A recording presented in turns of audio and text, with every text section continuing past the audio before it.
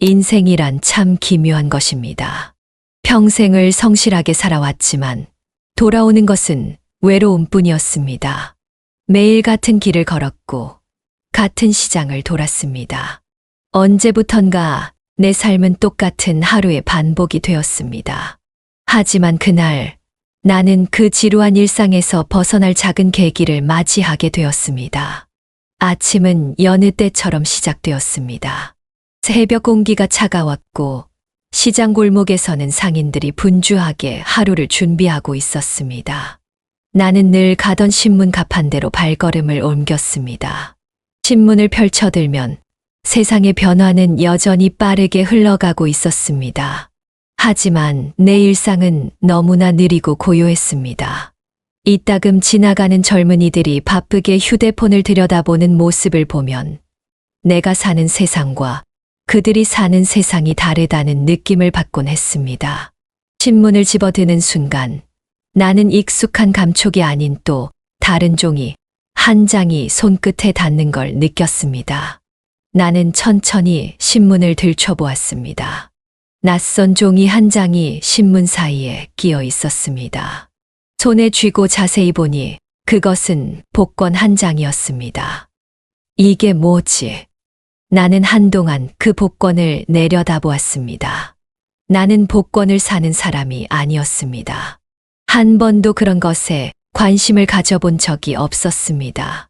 젊었을 때는 그저 먹고 사는 것이 급했고 노년이 되어서도 현실적인 것들만 생각하며 살아왔습니다.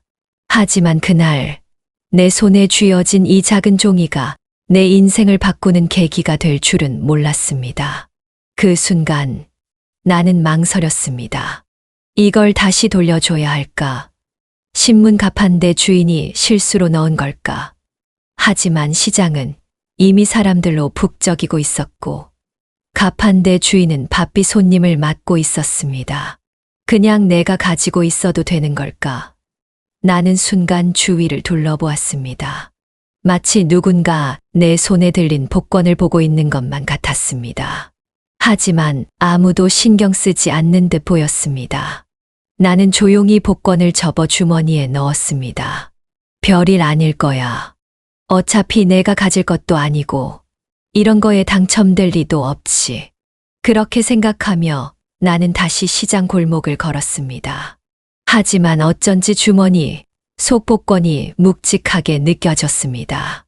그날 저녁 나는 평소처럼 저녁 뉴스를 보며 하루를 마무리하고 있었습니다. 텔레비전에서는 로또 당첨 번호 발표가 나오고 있었습니다. 나는 늘 그러했듯이 흘려들으며 뉴스를 보다가 문득 주머니 속 복권이 떠올랐습니다. 아무 생각 없이 복권을 꺼내 들어 당첨 번호를 확인하기 시작했습니다. 처음에는 그냥 장난삼아 번호를 하나씩 대조해 보았습니다. 그런데 숫자가 하나 맞았습니다. 2개, 3개, 그리고 마지막까지 대조한 순간 나는 손에 들린 복권을 놓칠 뻔했습니다.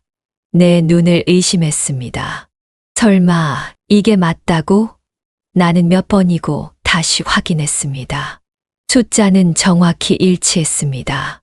50억 원 당첨. 눈앞이 흐려졌습니다. 손이 떨렸고 심장이 미친 듯이 뛰었습니다. 나는 얼른 텔레비전 소리를 키웠습니다. 앵커는 당첨자를 찾고 있다고 말하고 있었습니다.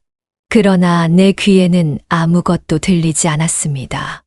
내 손에 들린 이 복권이 정말 당첨된 것이 맞는다면 내 인생은 지금 이 순간 완전히 바뀌는 것이었습니다. 그 순간 머릿속이 복잡해졌습니다. 나는 이 복권을 정말 내 것이라 할 수 있을까? 신문 가판대 주인이 실수로 넣은 것이라면 돌려줘야 하지 않을까? 아니면 이것이 운명일까? 고민이 깊어지는 가운데 창밖으로는 조용히 밤이 깊어가고 있었습니다. 그 작은 실수 하나가 내 삶을 송두리째 바꾸는 계기가 될 줄은 꿈에도 몰랐습니다. 하지만 이 복권이 나에게 가져올 결과가 무엇인지 나는 아직 알지 못했습니다. 그것이 희망일지, 혹은 더 큰 불행일지. 그러나 한 가지 분명한 것은 내 인생은 이제 더 이상 예전과 같지 않을 것이라는 사실이었습니다. 나는 이만수 올해로 72이 되었습니다. 평생을 정직하게 살아온 사람입니다. 젊었을 때는 온몸이 부서져라 일하며 가족을 위해 살아왔고, 이제는 은퇴 후 조용한 노년을 보내고 있습니다. 하지만 세월은 야속하게 흘러갔고, 나를 필요로 했던 사람들은 이제 나 없이도 잘 살아가고 있었습니다. 내가 젊었을 때는 작은 철물점을 운영했습니다. 동네에서 없어서는 안 될 작은 가게였고, 동네 사람들은 나를 믿고 물건을 사갔습니다. 그 시절에는 누구나 서로 도와가며 살았고, 나도 내 가게를 통해 많은 사람과 인연을 맺었습니다. 하지만 시대가 변하면서 대형 마트가 들어섰고, 가게는 점점 손님이 줄어들었습니다. 결국 나는 몇 년 전 철물점을 정리하고 은퇴했습니다.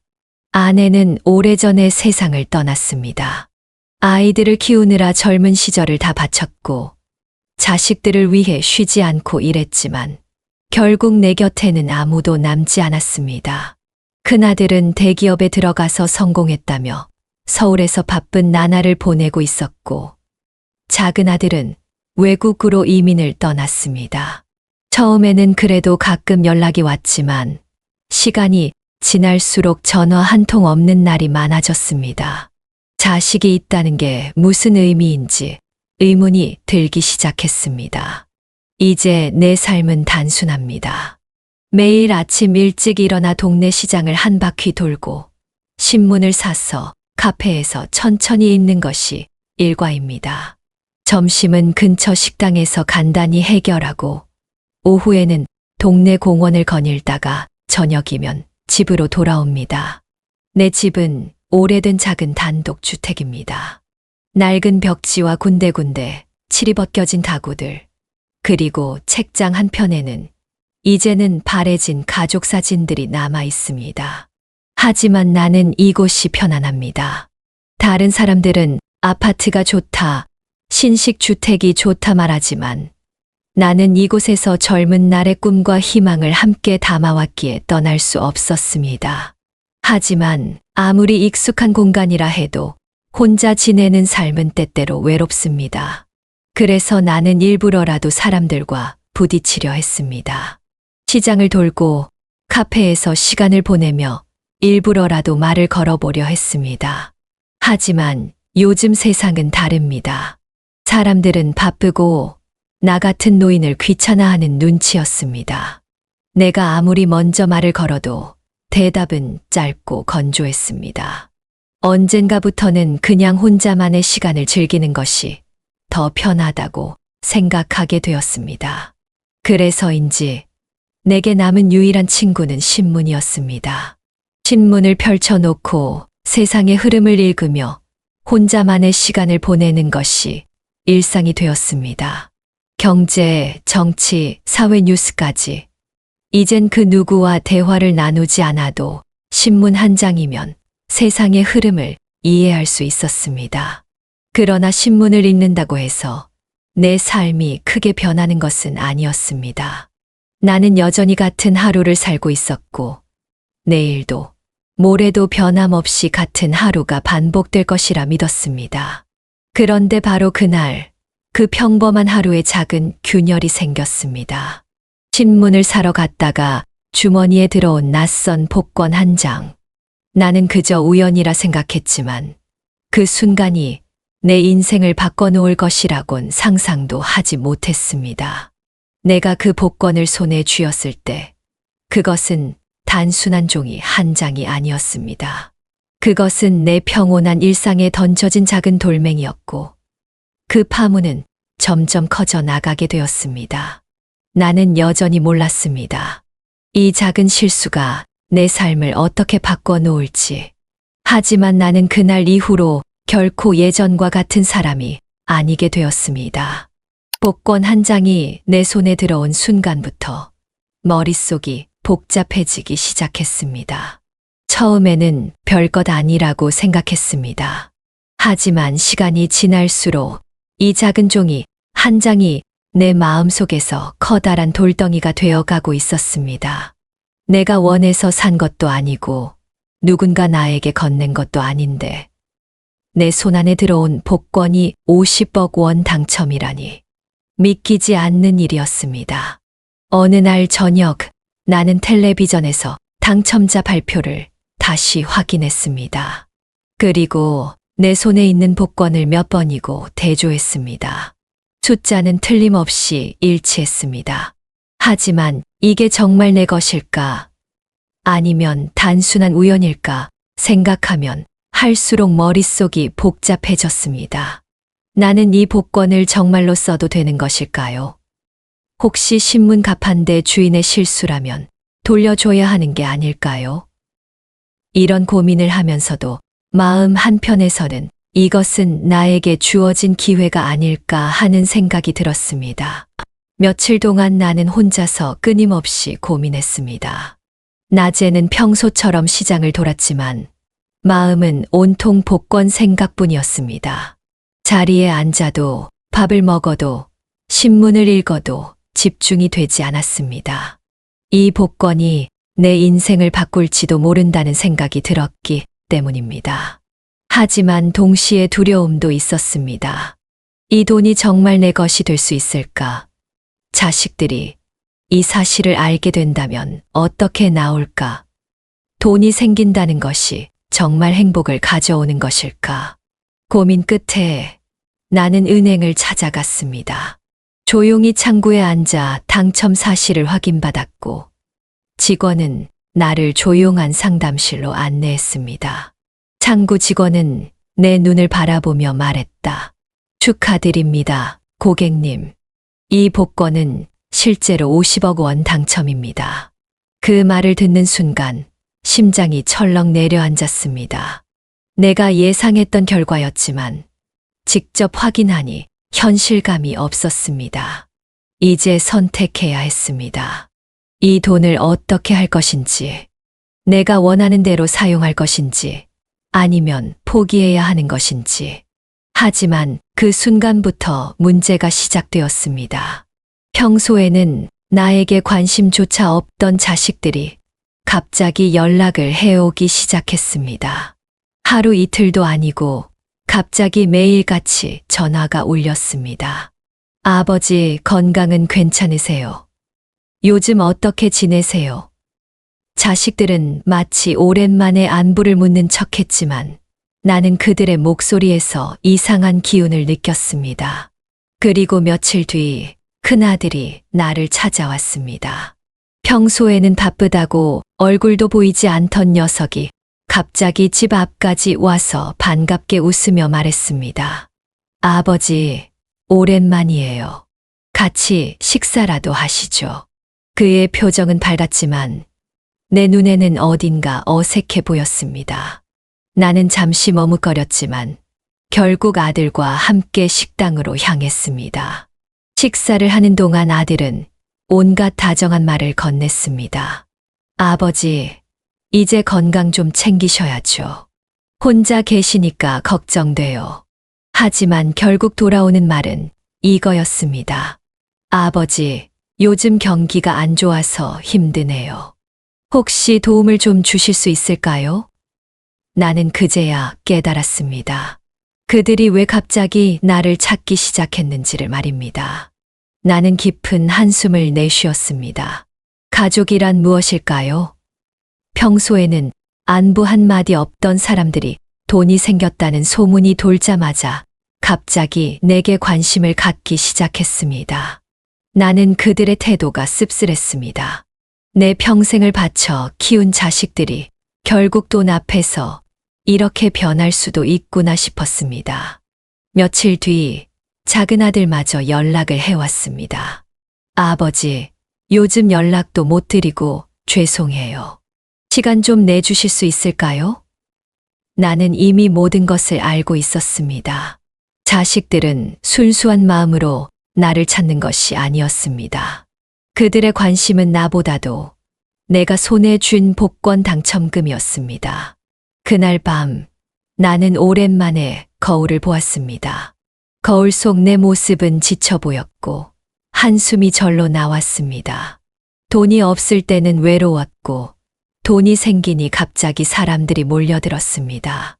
나는 이 상황을 어떻게 해야 할지 고민하기 시작했습니다. 정말 이 돈을 써도 되는 걸까? 아니면 자식들에게 나누어 줘야 할까? 하지만 한 가지는 분명했습니다. 이 돈이 나를 행복하게 해줄 것 같지는 않았습니다. 그렇게 고민을 거듭하며 나는 밤을 지새웠습니다. 이 돈을 어떻게 해야 할지, 과연 내가 어떤 선택을 해야 하는지, 내일이 오기 전까지 나는 결정해야만 했습니다. 밤이 깊어도 잠을 이루지 못했습니다.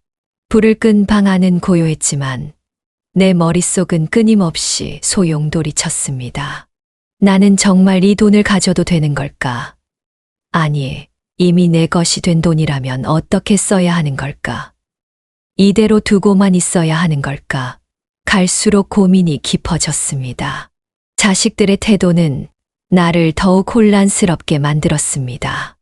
연락 한 통 없던 사람들이 갑자기 내 앞에 나타나 친절을 베풀었고 걱정하는 척 내 안부를 물었습니다.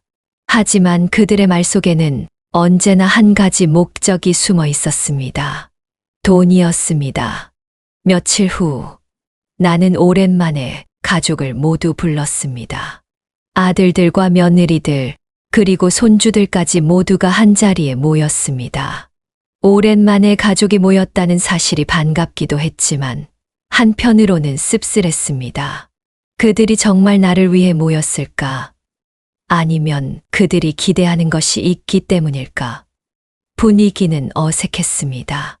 며느리들은 부엌에서 분주히 음식을 차렸고 손주들은 스마트폰을 만지작거렸습니다. 그리고 아들들은 내 눈치를 살피며 조심스럽게 말을 꺼냈습니다. 아버지, 요즘 건강은 괜찮으세요? 큰아들이 조심스럽게 말을 걸었습니다.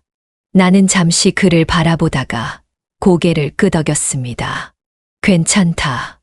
너희는 어떻게 지내느냐? 그러나 그들의 관심은 오래 가지 않았습니다. 곧이어 본론이 나왔습니다. 아버지, 요즘 생활하시는데 불편한 건 없으시죠? 혹시 도움이 필요하시면 언제든 말씀하세요. 도움이라. 나는 그 말이 어쩐지 낯설게 느껴졌습니다.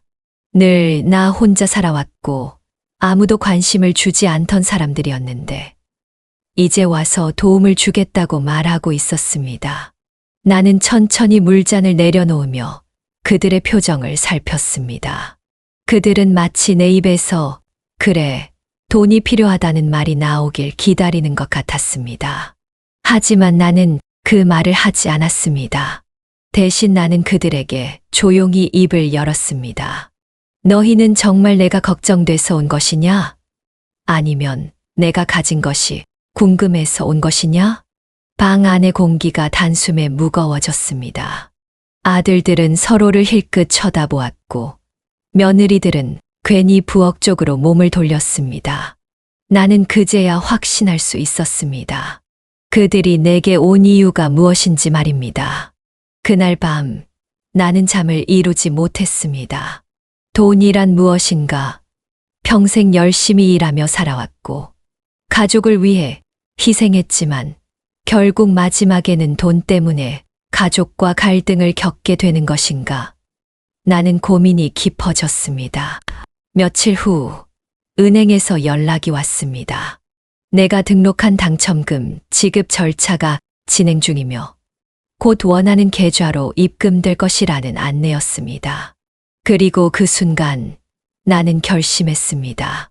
이 돈을 어떻게 할지. 나는 조용히 집을 나섰습니다. 시장을 한 바퀴 돌면서 많은 생각을 했습니다. 예전에는 돈이 없어서 힘들었고 이제는 돈이 있어서 힘들었습니다. 사람의 욕심이란 끝이 없는 것일까요?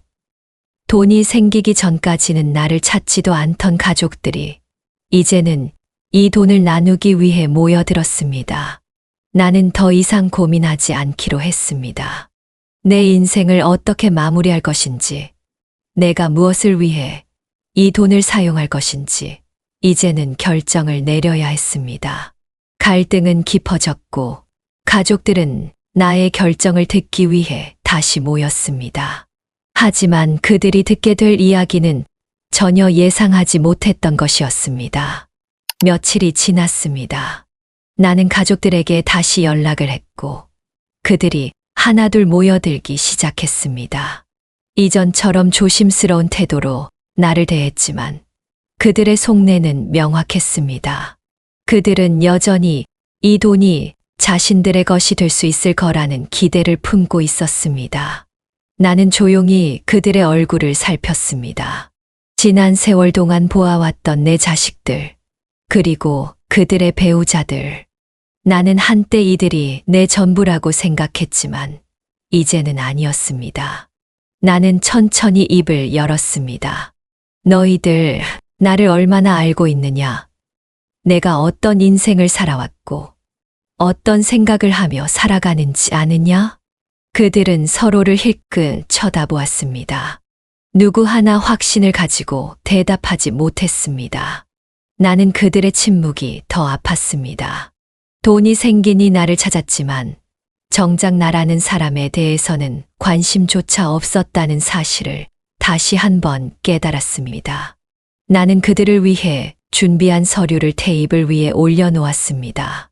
그 안에는 내 결심이 담겨 있었습니다. 자식들은 서류를 보고 당황한 기색이 역력했습니다. 이게 뭐예요? 큰아들이 조심스럽게 물었습니다.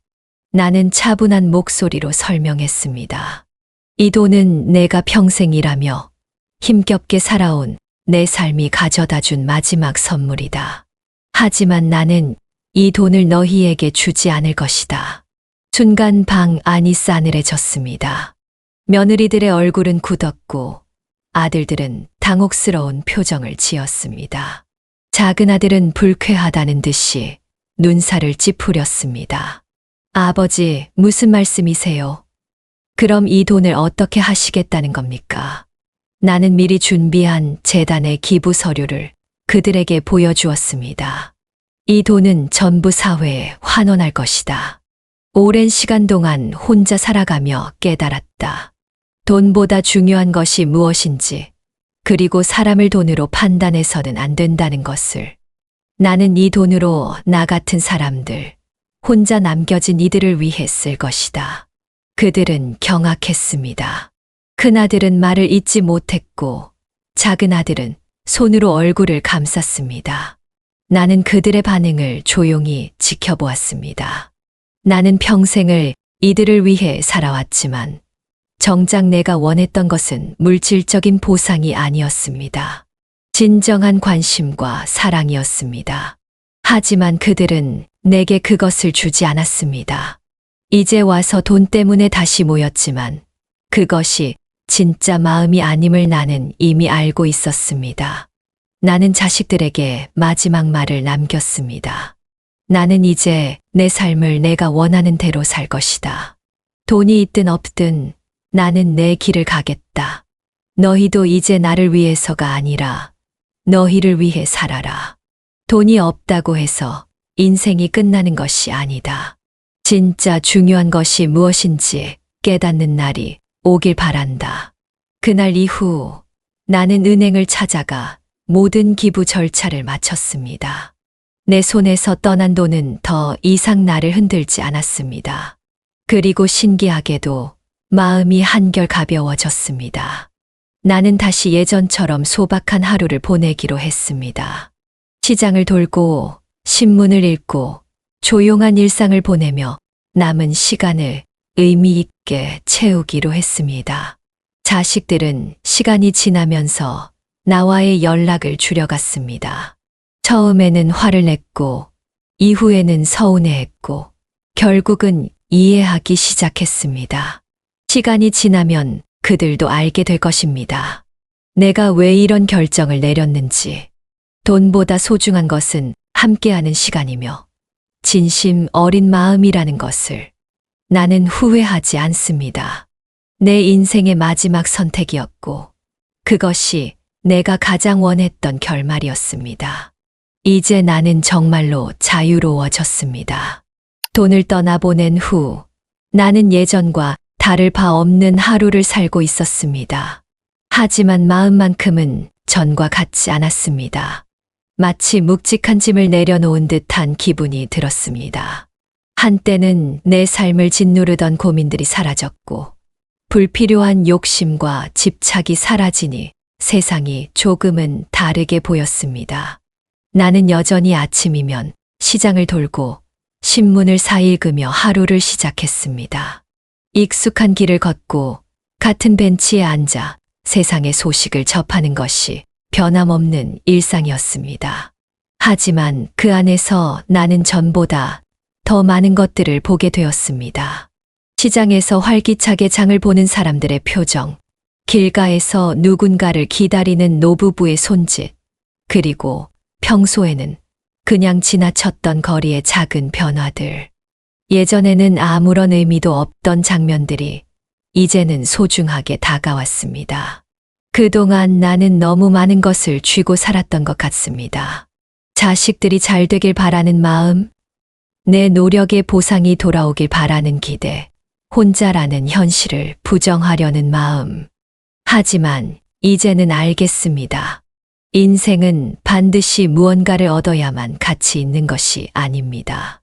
때로는 내려놓고 비워야 비로소 채워지는 것들이 있었습니다. 돈을 기부하고 난 뒤 나는 자주 복지관을 찾았습니다. 그곳에는 나와 같은 노인들이 많았습니다. 어떤 이는 가족에게 외면당했고, 어떤 이는 평생을 헌신했지만 이제는 홀로 남겨졌습니다. 하지만 그들 역시 나와 다르지 않았습니다. 돈이 있든 없든 우리가 원하는 것은 단 하나, 누군가와 함께할 수 있는 시간과 따뜻한 관심이었습니다. 나는 그곳에서 새로운 친구들을 만났습니다. 그들과 함께 식사를 나누고 이야기를 나누며 시간을 보냈습니다. 나와 같은 고민을 했던 사람들, 그리고 비슷한 경험을 한 사람들이었습니다. 그들과 함께하는 시간은 내가 그동안 잊고 지냈던 것들을 되찾게 해주었습니다. 따뜻한 대화, 서로를 위하는 마음, 그리고 소박한 웃음들. 나는 이 모든 것들이 돈으로는 살 수 없는 것임을 다시 한번 깨닫게 되었습니다. 시간이 지나면서 자식들은 나의 결정을 이해하기 시작했습니다. 처음에는 반발하고 실망하고 화를 내던 그들이었지만 결국 시간이 지나면서 그들도 깨닫게 된 것 같았습니다. 그들은 점점 더 자주 나를 찾아오기 시작했고 돈을 이야기하는 대신 나의 안부를 묻기 시작했습니다. 언젠가는 그들도 알게 되겠지요. 돈보다 더 중요한 것이 무엇인지, 그리고 부모가 진정으로 원하는 것이 무엇인지. 나는 이제 더 이상 외롭지 않습니다. 여전히 혼자 살아가고 있지만 내 삶을 함께하는 사람들이 있습니다. 그리고 무엇보다도 나는 나 자신을 온전히 받아들이게 되었습니다. 삶은 결국 홀로 걸어가는 길이지만 그 길을 어떻게 걸어가느냐가 중요합니다. 나는 내 방식대로 살아왔고 내 방식대로 마지막을 준비할 것입니다. 언젠가 나의 시간이 다가오겠지만 나는 후회하지 않을 것입니다. 나는 내가 가진 것을 나누었고 그로 인해 더 많은 것을 얻었습니다. 이제는 그저 하루하루를 감사하며 살아갈 뿐입니다. 내 인생의 마지막 페이지가 어떻게 채워질지는 모르지만 적어도 나는 내가 선택한 길을 걸어가고 있습니다. 그것이면 충분합니다.